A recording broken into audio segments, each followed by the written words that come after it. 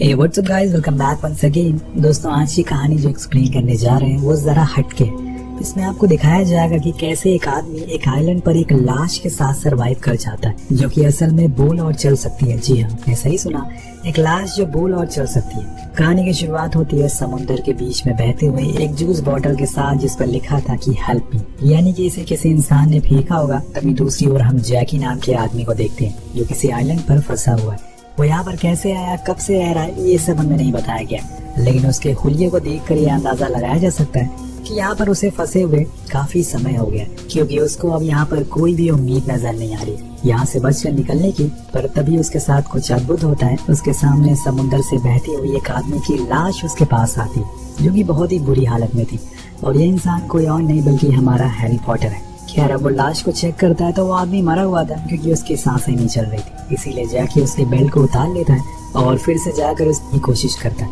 लेकिन तभी उसकी नजर उसी इंसान पर पड़ती है जो कि फाइट कर रहा था। इसका मतलब वो अभी जिंदा है और वो फाइट करते हुए समुद्र में आगे बढ़ने लगता है। तभी जैकी को एक आइडिया आता है क्यों ना वो उसके ऊपर बैठ कर इस जगह से बाहर निकल जाए। और दोस्तों ये सीन इस पूरी कहानी में सबसे फनी सीन होता है।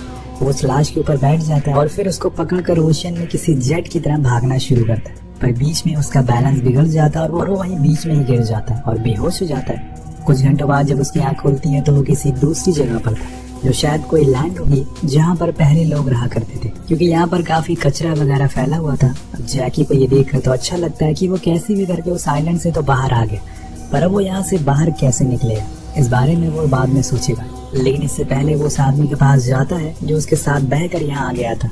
वो अपने फोन को चेक करता है जिसमें कोई भी नेटवर्क नहीं आ रहा था, पर उसी फोन की बैटरी को देखकर ये अंदाजा लगाया जा सकता है या तो जैकी इस आइलैंड पर थोड़े ही टाइम फंसा हुआ था या फिर वो किसी प्लेन से टकरा कर यहाँ नीचे गिर गया था। अब उस आदमी को वहाँ से घसीट कर वहाँ से दूर लेकर जाता है, लेकिन ये इतना आसान नहीं था क्योंकि वो बहुत ही भारी होता है। लेकिन जैकी ये कर लेता है और उसके अंदर जंगल की ओर लेकर जाता है, जहाँ बीच रास्ते में उसे कुछ सामान की चीजें मिल जाती है, जैसे कि एक जैकेट, कुछ बॉटल ओपनर और साथ में उसे कुछ फूड कैन भी मिलते हैं जिन्हें वो अपने साथ रख लेता है। अब सबसे पहले उसे खुद का कोई शेल्टर बनाना होगा, फिर आग जलानी होगी, लेकिन ऐसा करते करते रात हो जाती है और उसी रात वहाँ तेज बारिश भी हो रही थी जिसमें वो दोनों भीगते हैं। लेकिन जैकी उस बारिश के पानी को उस फूड कैन में स्टोर कर लेता है।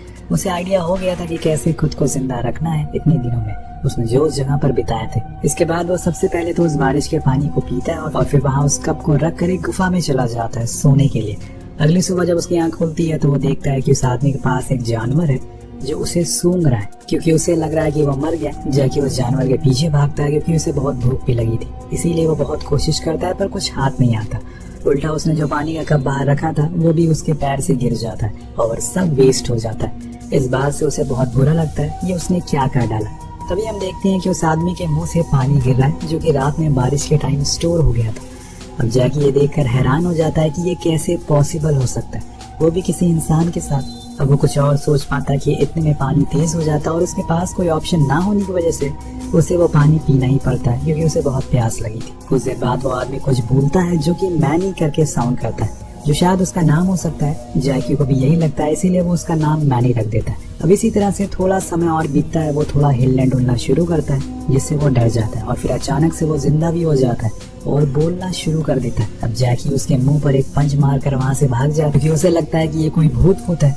लेकिन कुछ देर बाद वो फिर से आता है और उसे पूछता है कि तुम्हारा नाम क्या है, तुम यहाँ पर कैसे आए। लेकिन वो शख्स कहता है कि उसे कुछ भी पता नहीं है वो यहाँ पर कैसे आया। दरअसल दोस्तों उन दोनों की बातचीत से हमें ये पता चलता है कि मैनी को अभी कुछ भी याद नहीं है। वो एक न्यू बॉर्न बेबी की तरह है जिसकी दुनिया में किसी भी कोई चीज के बारे में कोई आइडिया नहीं है। इंसान कैसे होते हैं, कि कैसे हंसते हैं, कैसे रोते हैं, क्या खाते हैं, पानी क्या होता है, कुछ भी नहीं। वो एकदम ब्लैंक है। इसीलिए जैकी सबसे पहले तो उसे कुछ बेसिक चीजों के बारे में बताता है, जैसे कि धर्म क्या होता है, इंसान कैसे चलते हैं, खाना क्या होता है और भी बहुत कुछ। वो जंगल में मिलने वाली सब चीजों को इकट्ठा कर लेता है और फिर उसके सामने लाकर रख देता है, जिसके बाद वो एक एक करके उसे सब कुछ बताता है। उसको चलना भी सिखाता है जो कि वो भूल चुका था, साथ में हंसना भी। ऐसे ही कुछ दिन बीत जाते हैं। फिर एक दिन मैनी उसे पूछता है कि वो यहाँ पर कैसे आया। हालांकि जैकी ज्यादा कुछ तो नहीं बताता, लेकिन हाँ वो इतना जरूर कहता है कि वो एक बोट को चुराने कहीं दूर जा रहा था, लेकिन बीच में उसकी बोट खराब हो गई और फिर वो तैरते तैरते उस आइलैंड पर फंस गया जहाँ पर तुम मुझे मिले, जिसके बाद हम दोनों यहाँ पर आ गए। लेकिन अब मुझे तुम्हारी मदद चाहिए क्योंकि मुझे घर जाना है, तुम्हें भी जाना ही होगा। यहाँ पर मैनी को घर क्या होता है ये भी पता नहीं होता, इसीलिए वो ज्यादा कुछ उसे नहीं बताता। बस इतना कहता है कि तुम्हें मेरी मदद करनी होगी सही रास्ते को ढूंढने के लिए, जिसके बाद हम अच्छे दोस्त भी बन सकते हैं अगर तुम चाहो। अब यहाँ पर मैनी चल नहीं सकता, इसीलिए जैकी को उसकी अपनी पीठ पर बैठाकर आगे ले जाना पड़ता है। ऐसे ही दोनों चलते रहते हैं सही रास्ते की तलाश में, लेकिन बीच में जैकी का पैर स्लिप हो जाकर एक गड्ढे में गिर जाता है। उसके साथ मैनी भी गिर जाता है। जब वो अपनी गर्दन घुमाता है तो वहाँ पर एक मैगजीन दिखाई देती है जो कि एडल्ट मैगजीन थी। अब उसे देखकर उसे कुछ अजीब सी हरकतें करना शुरू कर देता है। मैनी उसे पूछता है कि ये इसमें जो बना है वो क्या है, तो जैकी उसे समझाता है ये सब इंसानों के लिए आम बात है, सभी के साथ ऐसा होता है। वो उसे कुछ ह्यूमन फीलिंग के बारे में बताता है और भी बहुत कुछ समझाता है, सेक्स क्या होता है, ये सारी चीजें। जिसके बाद मैनी उसे आगे जाने का रास्ता बताता है। वो फिर से उसे उठाकर आगे बढ़ता है। बीच में वो लोग कई जगह पर रुकते हैं जिसमें जैकी उसे बहुत सी बातें बताता है, कैसे इंसान शादी करते हैं फिर उनके बच्चे होते हैं, और ऐसे ही हम तुम किसी के बच्चे होंगे, जैसे कि मेरी मॉम डैड हैं तुम्हारे भी होंगे। अब मैंने उसकी बातों को गौर से सुन रहा होता है। इसके बाद वो फिर चलना शुरू करते हैं, लेकिन आगे जाकर उसका पैर फिर से फिसलता है और वो गिर जाता है। इसी बीच जैकी के जेब से उसका फोन गिर जाता है जिसमें उसने वॉलपेपर पर सारा नाम की लड़की की फोटो लगाई थी।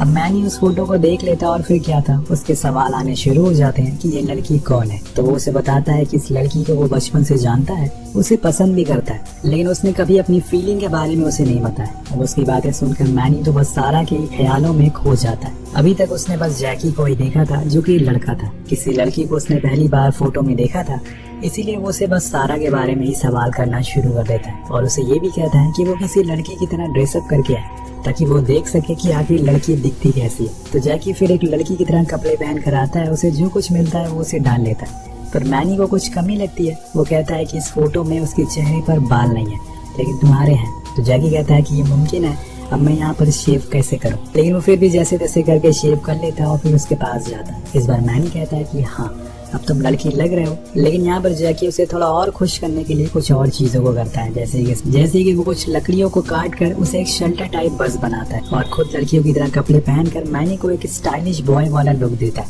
वो कहता है कि तुम मुझे एक बारी सारा से मिलवा दो, मुझे वैसा फील करवा दो, मैं तुम्हें यहाँ से जाने का सही रास्ता बता दूंगा। वो वैसा ही करता है और उस बस को एकदम वही बस बना देता है जो उसके टाइम पे हुआ करती थी।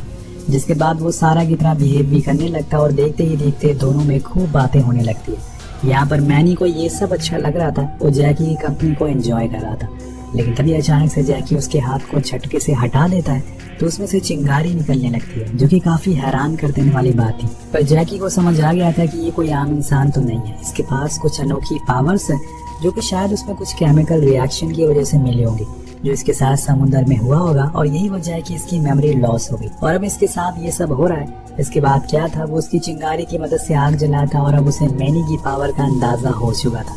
वो उसकी मदद से कई सारी चीजों को आसान बना देता है, जैसे कि वो उसके मुंह पर कोई चीज रखकर उसके पेट को दबाता है और तेजी से वो ऊपर जाती है, और ऐसे ही वो उड़ते हुए पंछियों का शिकार करता है। उसे पकाकर उन लोग रात में आराम से खाना खाते हैं। दोनों की काफी अच्छी बॉन्डिंग हो गई थी और वो ये सब बहुत आराम से कर ले रहे थे। ऐसे एक दिन जब वो एक नदी के पार कर रहे होते हैं तो जैकी का पैर फिसल जाता है और वो दोनों ही डूबना शुरू करते हैं, लेकिन सही समय पर मैनी फाट करता है और उसकी पावर की मदद से वो दोनों तेजी से ऊपर आ जाते हैं, डूबने से बच जाते हैं। और यहाँ पर जैकी उसको थैंक यू बोलता है और फिर से दोनों आगे बढ़ते हैं। ऐसे ही करते करते रात हो जाती है और वो एक जगह जाकर आराम करने का सोचते हैं, जहाँ पर दोनों की देर रात तक बात होती है, जिसमें मैनी उसे बताता है कि उसे अब धीरे धीरे समझ आ रहा है, लेकिन उसे अभी तक ये नहीं पता चला कि आखिर वो यहाँ पर आया कैसे। वो तो अपने ऑफिस में था, तभी जैकी देखता है कि उसके फोन में नेटवर्क आ गया है, इसीलिए वो फौरन अपने फोन को खोलता है और सभी को मैसेज देखता है। तभी उसकी नजर अपने डैड को किए हुए मैसेज पर पड़ती है। उसने उन्हें हैप्पी बर्थडे का विश किया था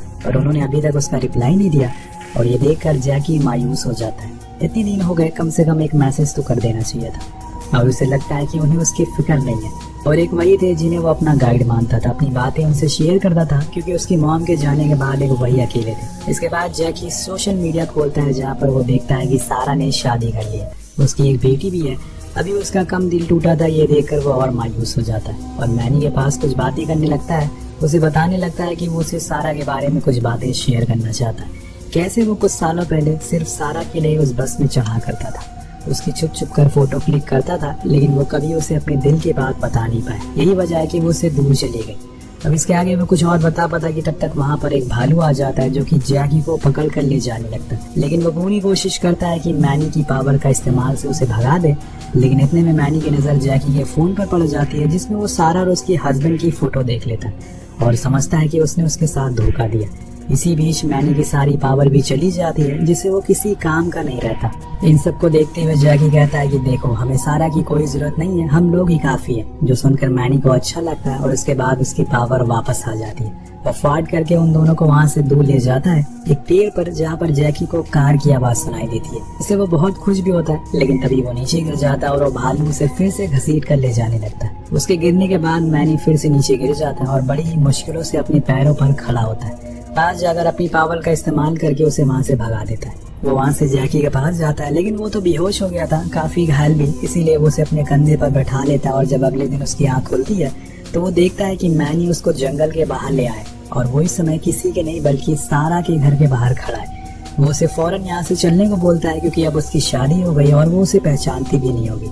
वो उसे अब नहीं मिलना चाहता। लेकिन यहाँ ये बात मैनी को अच्छी नहीं लगती, इसीलिए वो कहता है कि वो कुछ भी हो जाए उससे मिलना चाहता है। इसी को लेकर दोनों में बहस शुरू हो जाती है। फिर वहाँ पर सारा की बेटी आ जाती है, जिसके पास मैनी जाता है। उसे अपनी पावर्स दिखाकर उससे दोस्ती करने का सोचता है, लेकिन वो तो डर जाती है और उसे दूर भागने लगती है। तभी वहाँ पर सारा भी आती है, जिसे देखकर जैकी पहचान लेता है और उसकी आंखों में देखता रहता है। बड़ी ही धीमी आवाज में कहता है कि मैं और मेरा दोस्त जंगल में बहुत दिन से खो गए थे और आज यहाँ पे बहुत मुश्किल से पहुंचे। तो वो कहती है कि ठीक है, मैं इमरजेंसी नंबर पर कॉल करती हूँ। ये बोलकर वो अंदर चली जाती है, जिसके बाद मैनी उसे कहता है कि क्या तुम उसे ये नहीं बताओगे कि तुम उसे कितना प्यार करते हो। वो उन दोनों के पलों को याद करने लगता है जो उसने जैकी के साथ जंगल में बिताए थे, जो वो कभी भी भूलने वाला नहीं है। और अगले ही पल वो अपना दम तोड़ देता है। कुछ देर बाद वहाँ पर पुलिस आती है, जो मैनी की लाश को ले जाने लगते हैं। उधर सारा के पास कुछ पुलिस वाले जाते हैं जैकी के बारे में पूछने के लिए। उसे कुछ फोटो भी दिखाते हैं, जिसे वो समझ जाती है कि ये वही जैकी है जो उसे बस में मिला था। उधर जैकी के डैड आते हैं, जो पुलिस को लाश ले जाते हुए देखकर समझते हैं कि ये उसकी बेटी की लाश है। इसीलिए वो वहीं रोने लगते हैं और ये सब दूर से जैकी देख रहा होता है। लेकिन वो उनके पास नहीं जाता, क्योंकि वो उसे नाराज था। वो फौरन मैनी की लाश के पास जाता है और उसे मरा हुआ देखकर बहुत दुखी हो जाता है। तभी वहाँ उसके डैड भी आते हैं। यहाँ पर जैकी को अपना दोस्त को वापस से जिंदा करना था, कैसे भी करके। इसीलिए वो उसकी लाश को लेकर जंगल में भागने लगता है, जहाँ पर सारा को वो बस भी दिखाई देती है, जो कि जैकी ने बनाई थी। वो किताब भी जो उस फोटो में थी। उसे सब कुछ समझ आ जाता है कि जैकी उसे प्यार करता था और अभी भी वो उसे याद करता है, लेकिन कभी कह नहीं पाया। उधर जैकी उस लाश को लेकर समुद्र के पास जाता है, जहाँ पर वो उसे मैनी से पहली बार मिला था। जहाँ वो उसे जिंदा करने की कोशिश करता है, लेकिन वो नहीं होता। सभी लोगों से वापस चलने को कहते हैं, लेकिन तभी दोस्त मैनी फाइट करता है, जिससे कि फिर से उसकी बॉडी शेक करना शुरू कर देती है। वो फिर से जिंदा हो चुका था और ये देखकर वो खड़ा एक बंदा उसे रिकॉर्ड करने लगता है। जैकी उसके पास जाता है और उसे आखिरी अलविदा कहकर वहाँ से समुद्र में रवाना कर देता है, जहाँ से वो आया था। जैकी की आंखें नम हो जाती है और उसका दोस्त उसे दूर चला जाता है। दोस्तों, ये कहानी भले ही थोड़ी वियर्ड किस्म की है, लेकिन ये हमें बहुत कुछ सिखाती है कि कैसे एक इंसान से सब कुछ याद रखकर भी खुश नहीं रह सकता, कि इस दुनिया में जीने के लिए हर किसी को कोई ना कोई वजह जरूर चाहिए थी। जैसे कि यहाँ पर मैनी के लिए जैकी था, जिसने उसे सब कुछ सिखाया, बताया और फिर आखिर में उसको जाने दिया, क्योंकि इसी का नाम जिंदगी है। Nothing is permanent. इसी के साथ ये कहानी यहीं खत्म हो जाती है। आपको कहानी कैसे लगी नीचे कमेंट करके जरूर बताएगा।